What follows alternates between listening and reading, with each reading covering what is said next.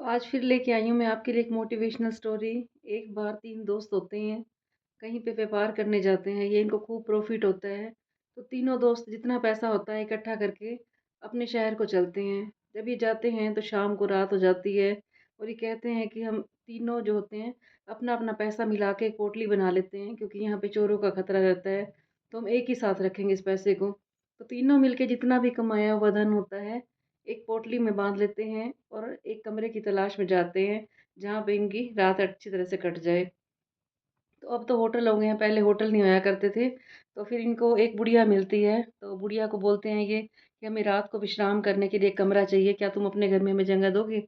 वो कहती ठीक है। पहले के लोग भी बड़े अच्छे होया करते थे, लेकिन आजकल तो आप देखो किसी के घर एक रात तो क्या, आप लोग अपने रिश्तेदारों के यहाँ भी एक रात मुश्किल से रुक सकते हो। पहले के लोगों में इतना प्यार होया करता था। कहते हैं कि पहले जो वो पड़ोसी होते थे, वो भी रिश्तेदार होया करते थे, और आजकल जो रिश्तेदार हैं, वो भी पड़ोसियों जैसा व्यवहार व्यवहार करते हैं। तो तीनों एक अपनी पोटली बना लेते हैं पैसे की और उस बुढ़िया को पकड़ाते हैं। कहते हैं कि ये हमारा धन है सारा कमाया हुआ, इसको आप रख लो, और जब तक हम तीनों दोस्त मिल के नहीं माँगेंगे, तब तक आपने पैसा नहीं देना। कोई भी एक जना पैसा माँगे आपसे, तो आपने ये पोटली पकड़ानी नहीं है। तो वो कहती है ठीक है। अगले दिन क्या होता है, ये खाना-खुना खा लेते हैं, बुढ़िया इनकी अच्छी खातिरदारी करती है और वो कहती है चलो मैं तुम्हें अपने खेत दिखा के लाती हूँ। तो तीनों दोस्त मिलकर खेत में जाते हैं और वो बहुत खुश हो जाते हैं खेत को देखकर, और जो बुढ़िया ने उनकी आवभगत की होती है वो उससे भी बहुत खुश हो जाते हैं। तो वहाँ पे क्या होता है कि उनको प्यास लगती है तीनों को, लेकिन वहाँ पे पानी नहीं होता पीने के लिए। तो एक दोस्त कहता है मैं घर जाता हूँ, बुढ़िया के साथ मैं पानी लेके आता हूँ। तो वो घर जाते हैं जैसे ही, तो बुढ़िया कहती है चलो ठीक है, तुम ये पानी उनको भी दे के आओ, मैं अभी आ रही हूँ यहाँ पे।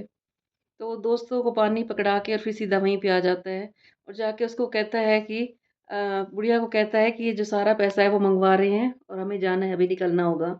तो सामने से उसके खेत भी दिख रहे होते हैं, तो वहीं से वो इशारा करता है और वो सोचते हैं कि भई हम बाय-बाय कर रहे हैं बुढ़िया को, इस वजह से वो भी इशारा कर देते हैं जो बाहर दोस्त होते हैं, और वो बुढ़िया समझती है कि उन्होंने ये कह दिया है कि ये सारे पैसे तुम लेके आ जाओ।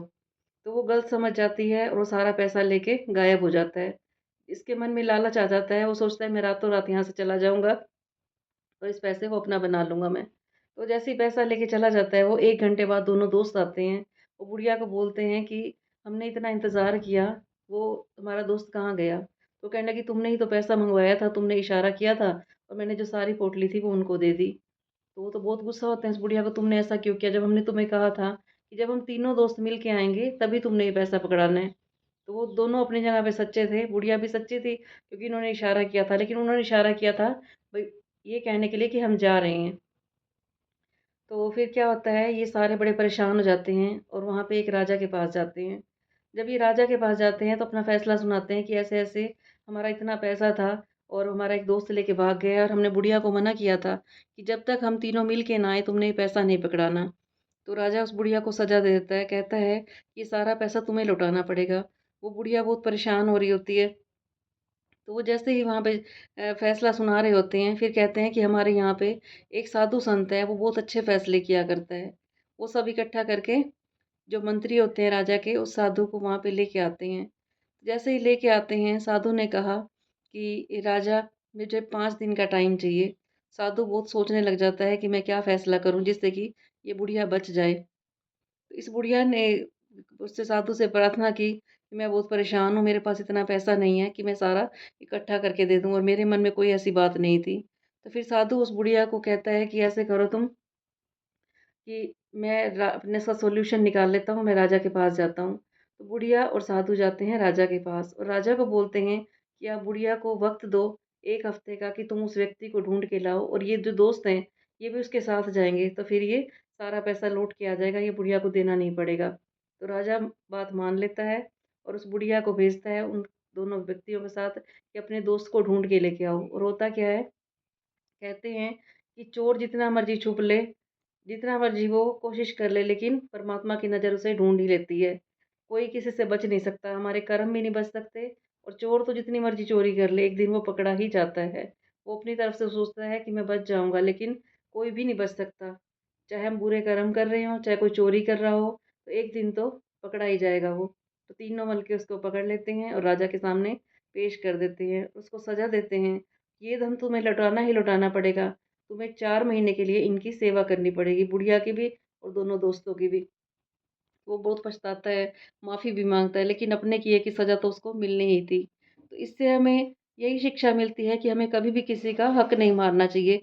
कभी ये मत सोचना कि हम किसी का पैसा लेके जा सकते हैं। अगर हमने किसी का 1 रुपया भी मारा है तो उसके लिए हमें 10 गुना करके देना पड़ेगा। अगर इस जन्म में नहीं दिया तो हमें अगले जन्म में देना पड़ेगा।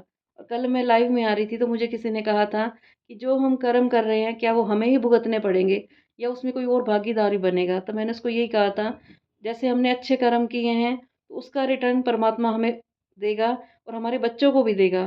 पूरे कुल का पूरे कुल का कल्याण कर देते हैं हमारे अच्छे कर्म। लेकिन अगर हम कोई बुरा कर्म करते हैं, तो हमारे बच्चे भी उसको भुगतेंगे और हम भी भुगतेंगे। और उसका सबसे बड़ा एग्ज़ाम्पल क्या है? धृतराष्ट्र का एग्ज़ाम्पल है। महाभारत का युद्ध क्यों हुआ था? एक भाई ने दूसरे भाई का हक मारा था, तो उनके पूरे कुल का नाश हो गया। रावण ने सीता को चोरी किया था तो रावण के कुल का नाश हो गया।